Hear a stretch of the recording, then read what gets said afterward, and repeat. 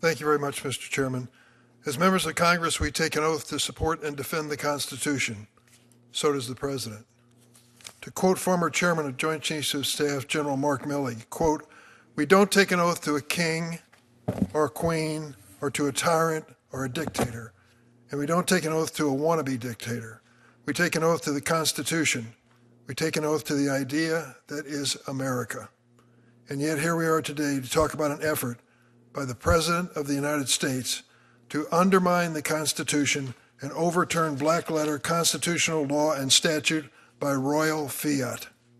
Section 1 of the 14th Amendment of the United States reads, I quote, all persons born or naturalized in the United States and subject to the jurisdiction thereof are citizens of the United States."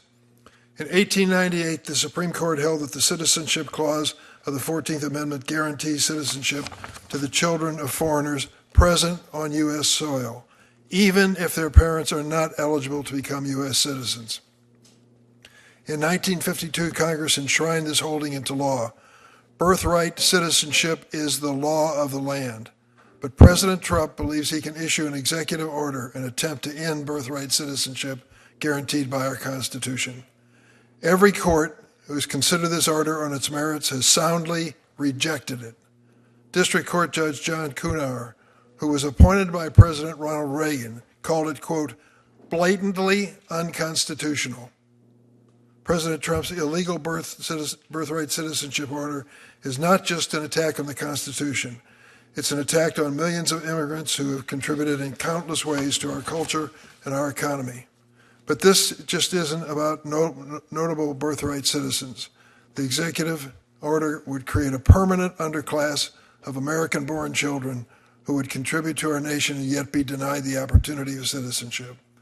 As General Milley said, our oath is to the Constitution and the idea of America. An America I love that rejects a caste system of residence and welcomes the contributions of immigrant families. 1 week ago, Secretary Kristi Noem walked in and sat down at this table. By 48 hours passing, she was removed as the Secretary of the Department of Homeland Security. What is at stake here is a national conversation about immigrants. Do we fear them? Do we hate them? Or do we embrace them as part of America? I certainly hope it's the latter. My mother was an immigrant to this country. My 2 brothers were born before she became a naturalized citizen. Is there any question? They served our country in the United States Navy, both of them. They've now passed away. Is there any question that they were really American citizens? Not in my mind, not in the minds of so many others.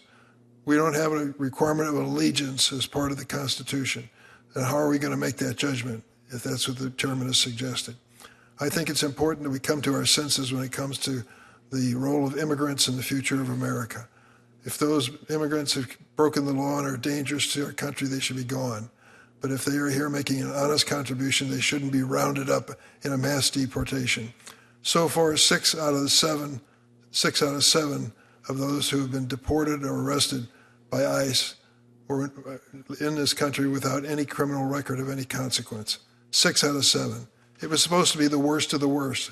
They're rounding up now American citizens, endangering them.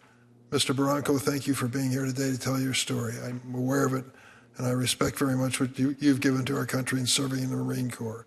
Let us end this fear and hate of immigrants. Let's deal with these people in an honest American way.